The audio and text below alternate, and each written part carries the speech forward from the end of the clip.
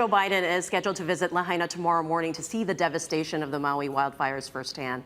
At least 6,000 people affected by the wildfires have applied for federal relief so far, with millions of dollars in the pipeline. And joining us to tell us more is U.S. Senator Brian Schatz. Aloha. Thanks for being with us today. Aloha. Thanks for doing this. I appreciate it. We need to hear what's happening on the ground. Tell us what your reflections are. You do have a new federal resource guide for folks. Sure. If you go to shots.senate.gov, you can help people to enlist in whatever programs they're eligible for.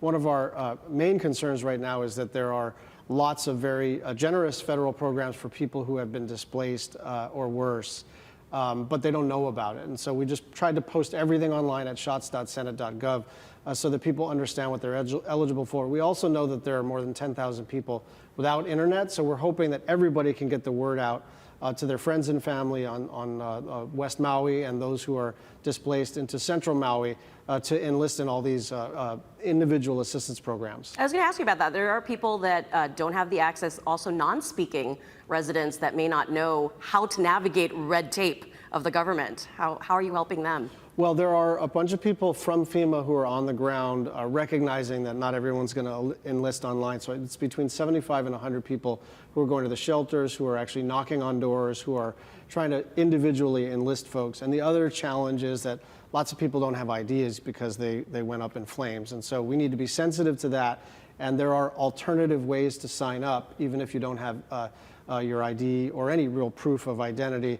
We can get there for you. That should not prevent you from going in there and getting the help that you need. Yeah, that's very important. You know, there's also some concern that Hurricane Hilary could divert resources, especially since we are in so much need right now. What can you say about that? No resources are going to be redeployed from Hawaii to anywhere else for any circumstances.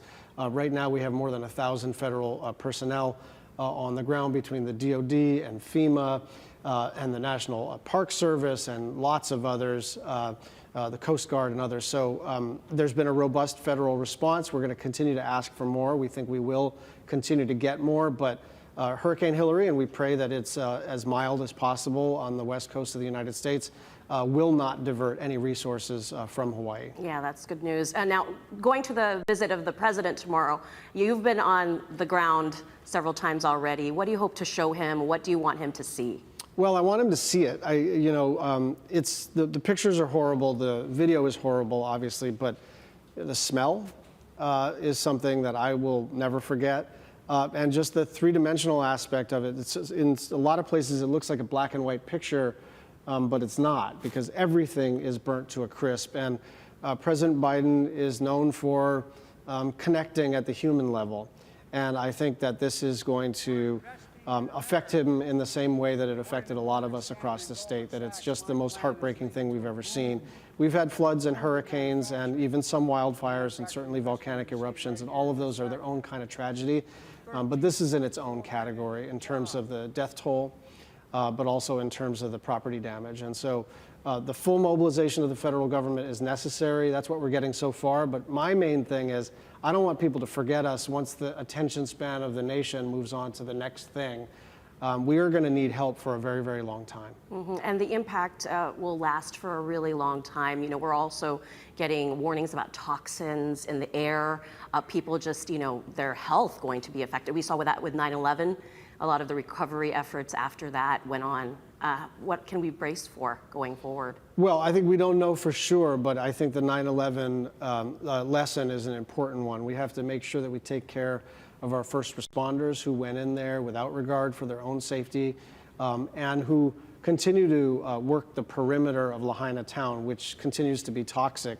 In terms of the cleanup, we need the EPA's help and others' help in determining how exactly to do the debris removal. So once the search and recovery piece is over, then FEMA with the Army Corps and the EPA are going to come in and do debris removal. But you can't just get heavy equipment in and start digging stuff up. You need to assess the hazardous material, figure out what your plan is for each part of the hazardous material picture, and then go about doing it. And then the final thing is, what happens to all of that waste?